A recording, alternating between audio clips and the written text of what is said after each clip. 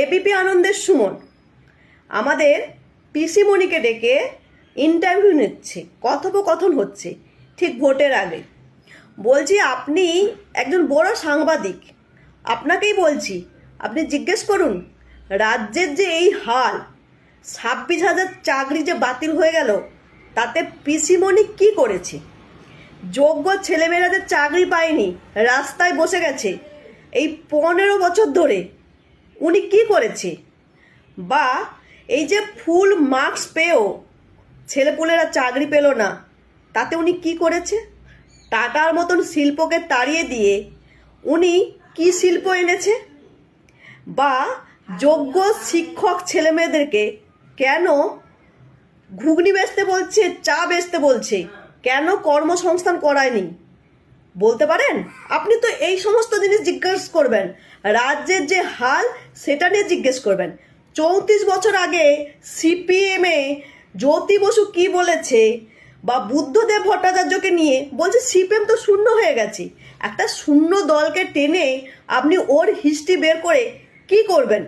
মানুষ চেয়েছিল বামকে বিদায় করে তোলামূলকে আনতে। এখন তোলামূল যে 15 বছরে কি করেছে সেই সব নিয়ে তো আলোচনা করবেন।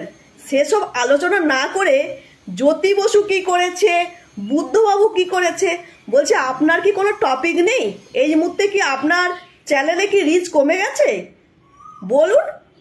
আপনি যদি এইগুলো জিজ্ঞেস করেন না, যতই শাসক দল থাকুক না কেন, দেখবেন আপনার চ্যানেলের রিচ কীরকম তুরন্ত বেড়ে গেছে। কারণ মানুষ ভুক্তভোগী হয়ে গেছে। জিজ্ঞেস করুন যে কর্মসংস্থান না করে কেন রাজ্যে বেকার ভাতা চালু করলো? বেকারের সংখ্যা বৃদ্ধি হওয়ার জন্যই তো ভাতা চালু করেছে। মাধ্যমিকের ছাত্রছাত্রীরা কিভাবে বই খাতা ছিঁড়ে নষ্ট করছে, কিভাবে উড়োচ্ছে, তাতে আমাদের মুখ্যমন্ত্রী কি চাইছে? মানে মুখ্যমন্ত্রী এখানে কি বক্তব্য আছে যে এই ছেলেপুলেরা এরকম কাজ করছে? 100 দিনে এই যে কাজ বন্ধ ছিল, বিকাশ ভট্টাচার্য আদায় করে নিয়ে এলো। সেখানে কিন্তু কোনো রাজ্য থেকে, মানে রাজ্যের 100 দিনের কাজ যে পশ্চিমবঙ্গে বন্ধ করে দিয়েছিল টাকা চুরির জন্য নয়, কেন্দ্র সরকার, তার জন্য কিন্তু রাজ্য সরকার থেকে কোনো উকিল লড়েনি, কিন্তু লড়েছিল বিকাশ ভট্টাচার্য। আপনাকে আমি অনেকগুলো টপিক দিলাম, আপনার কাছে তো টপিক নেই। আপনি সেই শূন্য যে পেয়ে গেছে যে দলটা, সেই দলটাকে টেনে তাকে আপনি হচ্ছে, মানে কেন জানি না, আপনি এই নিয়ে হচ্ছে এই মুহূর্তে ভোটের আগে আপনার কাছে কি এমন আসছে অফার যে শূন্য পাওয়া দলটাকে নিয়ে আপনি হচ্ছে কীর্তন করছেন? হ্যাঁ, কীর্তনই তো করছেন। আপনার তো সাংবাদিকতার তো বিন্দুমাত্র ছিটেপোটা দেখিনি। যখন নন্দীগ্রামের শিল্প বন্ধ হয় তখন কিন্তু আপনি বড় বড় হেডলাইন দিয়েছিলেন, কেউ ভুলেনি আপনাকে। আপনি হচ্ছে, মানে আপনার মতো লোককে খুব কম মানুষই চেনে, নয় সবাই চেনে, বুঝতে পারলেন?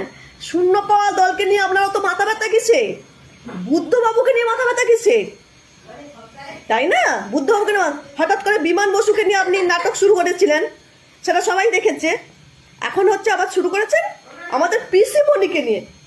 জিজ্ঞেস করুন রাজ্যের এই হাল কেন, 15 বছর উনি কি করেছে? জিজ্ঞেস করার ক্ষমতা নেই না?